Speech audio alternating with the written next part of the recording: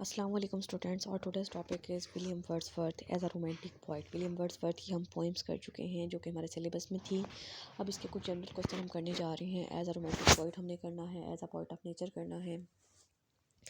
तो स्टार्ट करते हैं आज का topic. William Wordsworth poetry exhibits romantic characteristics and for his treatment towards romantic elements.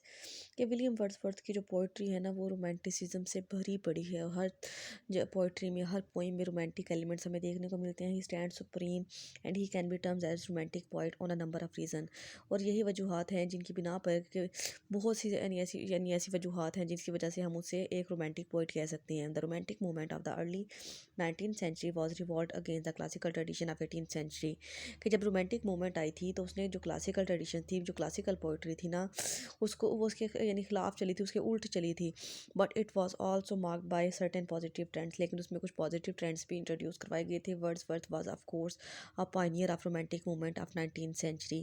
और ये 19th century की जो रोमांटिक मूवमेंट थी उसके बहुत अहम हिस्सा थे। With the publication of lyrical ballads, the new trends become more or less established. However, the reason for why Wordsworth can be called a romantic poet are given below। कि यानी बहुत सी ऐसी वजूहत हैं, अब हम डिस्कस करेंगे वन बाय वन के उनको रोमांटिक पोइट क्यों कहा जा सकता है। सबसे पहले है imagination. Where 18th century poets used to put emphasis much on wit। कि यानी जो एम्फोसिस यानी ज़्यादातर जो लोग थे ना वो 18th century के जो पोइट्स थे वो विट कहते हैं अकल से काम लेना, समझ बूझ से काम लेना, तो उस पर ज़्यादा जोर डालते थे। The romantic poets use to put emphasis on imagination. लेकिन जो कि रोमांटिक पोइट्स थे उनका ये मानना था कि आप इमेजिनेशन में जाके पोइट्री करते हैं, अपने तखयलाती दुनिया में जाके जो है पोइट्री लिखी जाती है। Wordsworth uses imagination so that common things could be made to look strange and beautiful through the play of imagination। अब वर्ड्सवर्थ ये कहते थे कि यानी वो इमेजिनेशन के ज़रिए किसी भी चीज़ को जो है मज़ीद खूबसूरत से खूबसूरत बना सकते हैं। उसको अपनी इमेजिनेशन की दुनिया में, अपनी ख्यालाती दुनिया में जो है उसको कोई भी रुख दे सकते हैं। In his famous intimation ode, जो हमने वो पोइम पढ़ी है ना इमोरलिटी टू ओड, उसको उसी का नाम है intimation ode. It seems to his as the child the earth and every common sight. उसमें भी वो यही बात करते हैं। He says there was a time when meadow grove and stream the earth and every common sight to me did seem apparelled in celestial light। तो इसमें बहुत सी सारी बातें जो है उन्होंने इमेजिनेशन में की हैं।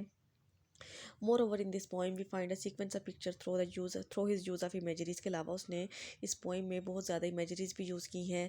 through his imagination he says the rainbow come and goes, कि रैम्बो आती है आसमान पर और चली जाती है। and lovely in the rose the moon doth with delight look around her when the heavens are bare। Similarly, in the poem Tetan Abbey, ये poem भी हम read कर चुके हैं। The poet sees the river steep and lofty cliffs through his imaginative eyes। अब उसमें Teton अबे में वो तमाम चीज़ों को जो है, नदियों को, वहाँ पे जो वो दरिया बह रहे होते हैं या जो भी आसपास की सीनरीज होती हैं, हर चीज़ को वो अपनी इमेजिनेटिव आइज़ के साथ देखता है।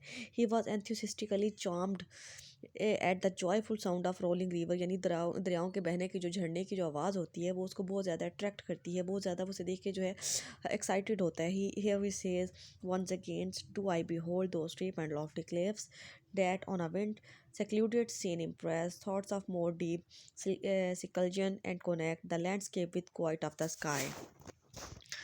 in this poem the poet seems that nature has a healing power। इस पोइम में जो है वो जो विलियम वर्ड्सवर्थ हैं वो कहते हैं कि नेचर में ना हीलिंग पावर होती है। मतलब ये ज़ख्मों को भर देती है, लोगों की जो परेशानियां होती हैं, दुख होते हैं, उनको जो है भुला देती है। Even the recollection of nature suits a poets troubled heart. और यही जो है वो विलियम वर्ड्सवर्थ के साथ है। वो कहता है कि यानी मैं जब सिटी की टाइट लाइफ से थक के हार के यहाँ पे आया था तो ये नेचर थी जिसने मुझे कंफर्ट दिया, जिसने मुझे सुकून दिया है। The poet can feel the existence of nature through imagination even when he is away from her. वो यानी अब जब इस नेचर से दूर था, जब वो यानी कैम्ब्रिज यूनिवर्सिटी में अपनी एजुकेशन हासिल कर रहा था, तो तब वो नेचर से बहुत ज़्यादा दूर था, वहाँ पे वो नेचर की बहुत कमी महसूस करता था, लेकिन फिर भी वो अपनी इमेजिनेशन में इसको इंजॉय करता था। He says in lonely rooms and mid the din of town and cities I have own to them in all a weariness sensation sweet. कि वो यानी वहाँ पे जब वो परेशान होता था, जब बहुत ज़्यादा जो था तन्हाई में होता था, तो तब भी वो अपनी इमेजिनेशन में नेचर से लुत्फ़अंदोज़ हो रहा होता था। इसके बाद आ जाते हैं nature. Wordsworth is specially regarded as a poet of nature, उसको पोएट ऑफ नेचर भी कहा जाता है, इस वजह से भी वो रोमांटिक पोएट है। In most of the poems Wordsworth nature is constructed as both a healing entity and a teacher और अ मॉरल गार्डियन। कि जो वर्ड्सवर्थ है ना वो नेचर का बहुत बड़ा पुजारी है, और वो कहता है कि नेचर में जो है हीलिंग पावर होती है, ज़ख्मों को भर देती है, ये इंसान को बहुत कुछ सिखाती है, और उसका जो है सरपरस्त उसकी बहुत अच्छे से सरपरस्ती करती है। Nature is considered in his poem as a living personality, कि उसने अपनी पोएम्स में नेचर को जो है एक जानदार इंसान की तरह जो है इंट्रोड्यूस करवाया है। He is true worshipper of nature, वो नेचर का जो है सच्चा पुजारी है, नेचर्स डिवोटी और हाई प्रीस्ट, और उसको बहुत ज़्यादा जो है लगन के साथ मानता है। ही dwells with great satisfaction on the prospects of spending his time in groves and valleys on the bank of streams that will lull him to rest with their soft murmur। अब जो ये जो टेंटन अबे इसमें पोइम है ना, उसमें वो वहाँ पे जब जाता है अपने गाँव में वापस, तो वहाँ पे वो उस वैली में जाके हर चीज़ को एंजॉय करता है, हर चीज़ से लुत्फ़अंदोज़ होता है। उसे वो जो यानी हल्की हल्की सी जो आवाज़ होती है वो बहुत अच्छी लगती है, हर चीज़ से जो है वो लुत्फ़अंदोज़ हो रहा होता है, और वहाँ पे खुद को बहुत सेटिस्फाई महसूस करता है। One another reason to call William Wordsworth a romantic poet is for Wordsworth's nature is a healer, and he ascribes healing perspectives of nature in Tenton Abbey।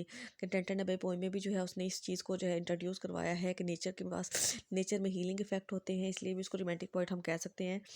It is also evident in his advocacy to Dorothy that she let her. अब जो जो टेंटन अबे poem है ना, वहाँ पे उस visit के दौरान उसकी जो सिस्टर थी जिसका नाम ड्रोथी है, वो भी उसके साथ थी, तो उसके बारे में वो ये कहता है, memory as to be dwelling place for all sweet sound and harmonies. Oh, then, if solitude or fear or pain or grief should be thy portion, with what healing thoughts of tender joy will thou remember me, and these my exhortation।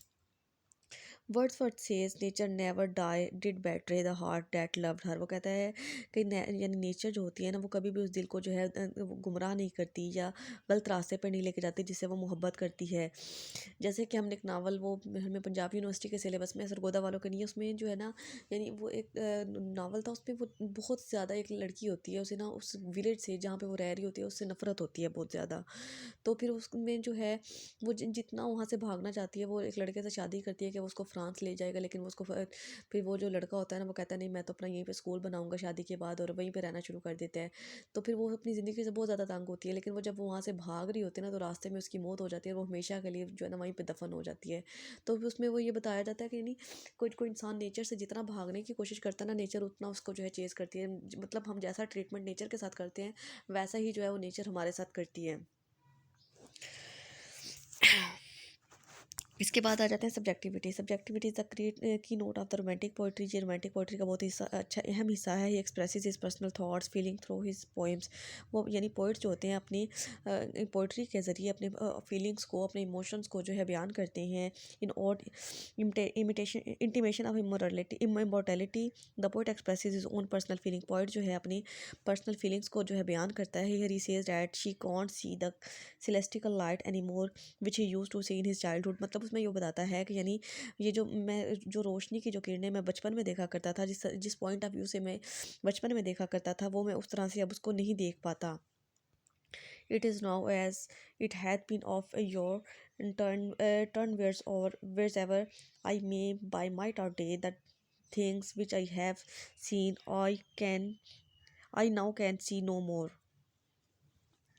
Nature becomes all in all to the poet. अब नेचर की जो है वो poet के लिए सब कुछ है, उसकी ज़िंदगी का सब कुछ जो है वो नेचर है। The surrounding cataract haunted him like a patient. यानी आसपास के जो वो यानी हसल एंड बसल थी ना, उसने उसको बहुत ज़्यादा जो था वो डिस्टर्ब कर रखा था। Nature was his beloved. Nature जो है उसकी महबूबा है।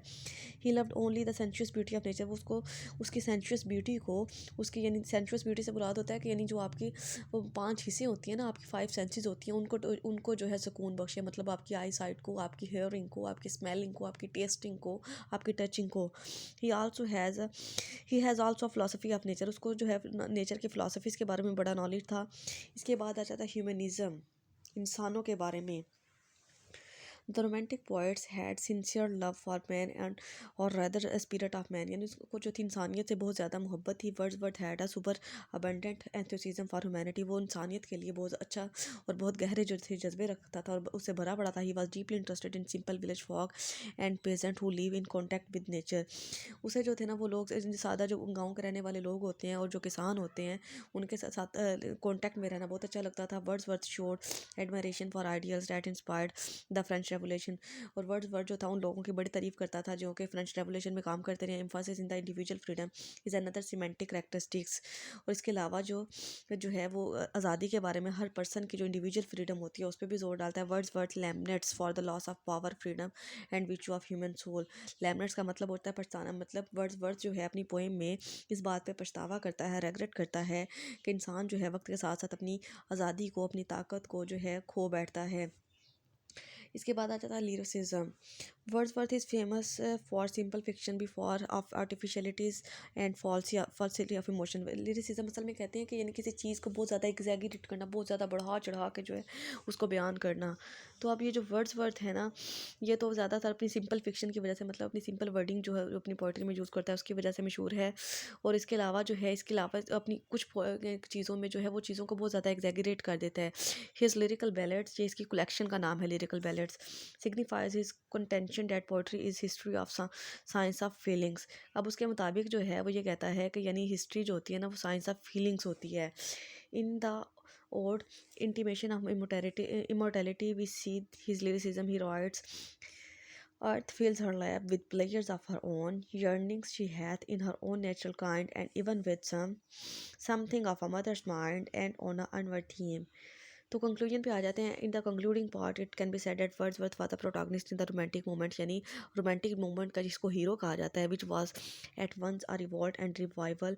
ही shows the positive aspects of romanticism with its emphasis on imagination, यानी वो रोमांटिसिज्म के जो मुस्बत पहलू हैं उनको जो है शो करता है, उनको डिस्क्राइब करता है अपनी इमेजिनेशन की पावर के ज़रिए, फीलिंग्स के ज़रिए, इमोशन के ज़रिए, human dignity and significance of nature. और जो है नेचर को जो है वो बहुत ज़्यादा इलेबोरेट करता है, बहुत ज़्यादा फोकियत देता है, बहुत ज़्यादा सिग्निफिकेंस अहमियत देता है वो।